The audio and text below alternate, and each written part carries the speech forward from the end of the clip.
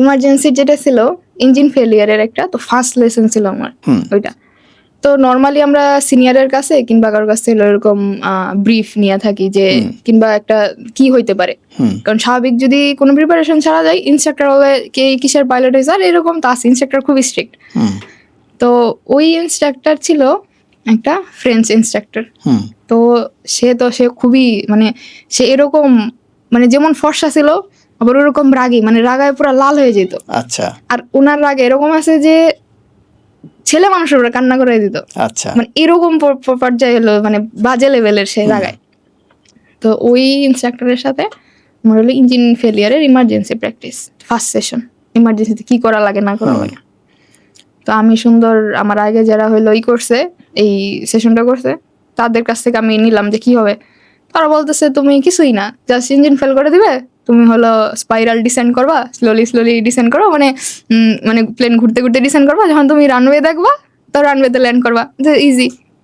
এর আগে আছে যে না মানে 180 সাইড অ্যাপ্রোচ কিংবা এইসব যদিও মানে এরকম ল্যান্ড করা হয়েছে, তো বলতেছে তুমি রানওয়ে তো দেখবা, রানওয়ের উপরে তোমার ইঞ্জিন ফেল করবে করবা। তো আমার ভাগ্যটা খুবই খুবই খারাপ, আমার ভাগ্য। আবার এখন আমি তো ব্লেসড যে আমি এসব ফেস করছি। তখন আমাকে নিছে, তো এটা ছিল মানিলার, মানে যে সিমুলেটার ছিল মানিলার এয়ারপোর্ট থেকে ফ্লাই স্টার্ট করছি, টেক অফ করছি। এরপরে তো নর্মালি আমরা যে রুট আছে সেম রুট মেনটেন করতেছি যাইতেছি, কিন্তু 6000 ফিটে হলো, তো সে আমাকে কি করছে 4000 ফিটে রাখছে। আমার মনে তো সন্দেহ, সে আমার উঁচায় উঠায় নাই, একটু তো টাইম লাগবো আমার নিজে পড়তে। সে অলরেডি 2000 ফিট আমার কমাই দিছে।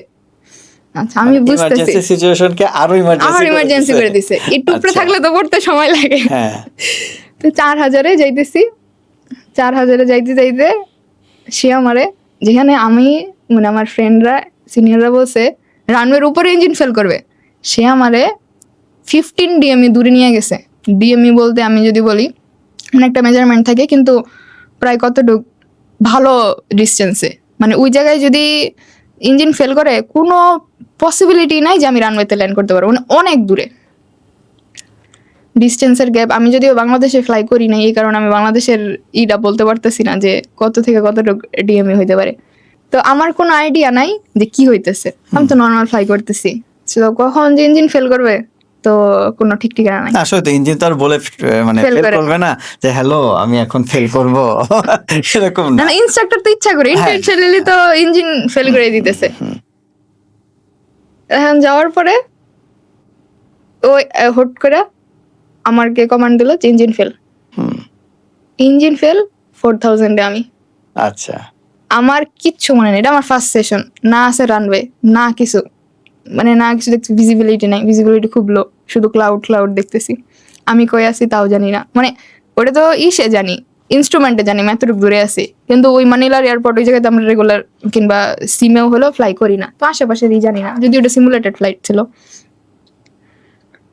আমি শুধু একটা জিনিস দেখলাম, আল্টিটিউড কমতেছে, 4000 ঘুরতেছে, 3000, 2000। আমি কি করব কিচ্ছু বুঝতেছি না, এমন প্যানিক, মানে লাইফে আমি আমার 2 রাত আমি শুধু কান্না করছি যে ওটা রিয়েল সিচুয়েশন ছিল না, কিন্তু একটা পাইলটের ওই সিচুয়েশনে যে কি ফিল হয়। আমার ইনস্ট্রাক্টর বন্ধু বলছে, যে ইনস্ট্রাক্টর ছিল বলছে আমি চাই না তুমি জীবনে এই সিচুয়েশন তোমার লাইফে আসুক, কিন্তু আজকে বুঝছো কেমন লাগে।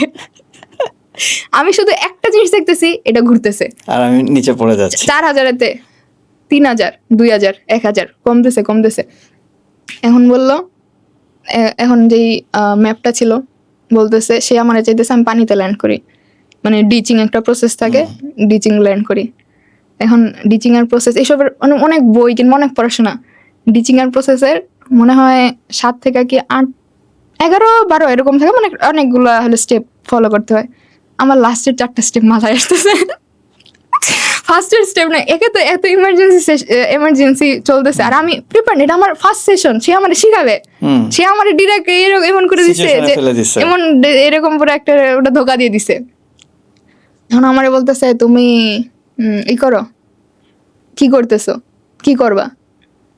এরপর আমি তো খুবই প্যানিক করতেছি, আমার কোনো কিছুই না, কারো কথা আসতেছে না, কিচ্ছু না, আমি শুধু দেখতেছি এই অল্টিটিউড শুধু কমতেছে, মানে এটা ঘুরতেছে আর সেই স্পিডে শুধু কমতেছে, মানে আমার হাতে কিছুই করার নাই, কি করব কি না করব কিচ্ছু বুঝতেছি না।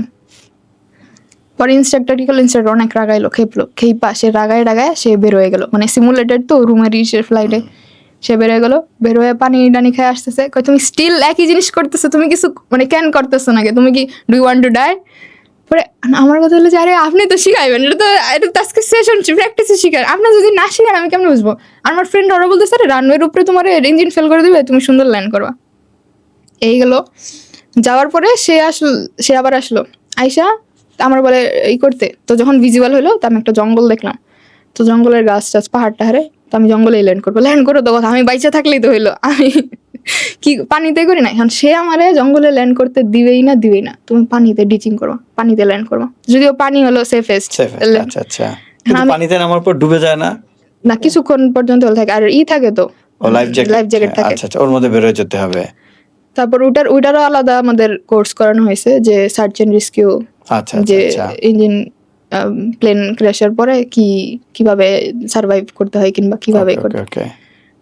তো ওই ক্ষেত্রে তো সে যাইতেছে, আমি আশেপাশে কোনো জায়গায় পানি খুঁজে হইতেছি না, একে তো আমি প্যানিক করতেছি, সে কি গালিগালাজ কি বলা, you don't know how to check a map, you don't know how to read a map, তারপরে হলো যে how old are you, you don't know how to read a map, you never saw Google map.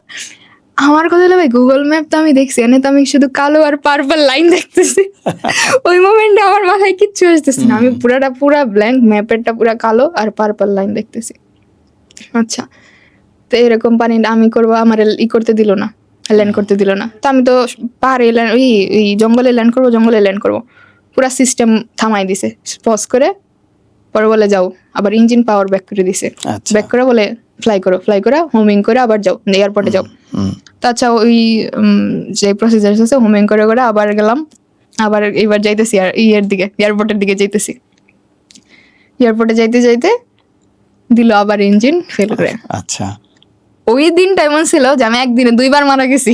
আচ্ছা, সে pause করে আমারে বলছে যে you die, এরপরে আবার আমাকে একটা লাইফ লাইন দিছে যে যাও, ফিরে যাও, আবার এয়ারপোর্টে ফিরে যাও, হোমিং করে ফিরে যাও। এখন তো আমি পুরো লস্ট হয়ে গেছি, কিন্তু এরকম হোমিং প্রসিজার করে যে আবার এয়ারপোর্টে ফিরে যাও, যাইতেছি, যাইতে আবার ইঞ্জিন ফেল করে দিছে।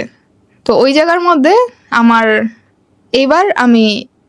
এইবার তো হলো চীনা জায়গা, এই রানওয়ে, এই এয়ারপোর্ট, আমি তো রানওয়েতে ল্যান্ড করবো, সামহাউ ল্যান্ড হয় নাই। আমি ওইরকম সামনে রাস্তা, এই যে আমি এয়ারক্রাফট, আমি দেখতেছি রানওয়ে, আমার ইঞ্জিন পাওয়ার নাই, আমি তো পাওয়ার দিতে পারবো না, আমি অনেক লোতে আছি। আবার আমরা তো নর্মালি পিচ আপ করলে এটা উপরে যায়, মানে আমি পিচ আপ করলে আমার স্পিড কমে যাবে, স্পিড কমলে এটা স্টল করে এমনি পড়ে যাবে। আমি এক সিচুয়েশনে না উঠাইতে পারতেছি, এটা পিচ আপ করলে প্লেন ঠিক উপরে উঠবে কিন্তু স্টল করে পড়ে যাবে, কারণ স্পিড ক্রস করে ফেলবে, পাওয়ারও দিতে পারবো না, পাওয়ারও নেই, মানে আমার বৈশা দেখা ছাড়া আর কোনো কাজ নেই। আমি দেখতেছি এই যে সামনে রানবে, এই যে রাস্তা, হইলো না, আবার পুরা pause, system pause, you die again.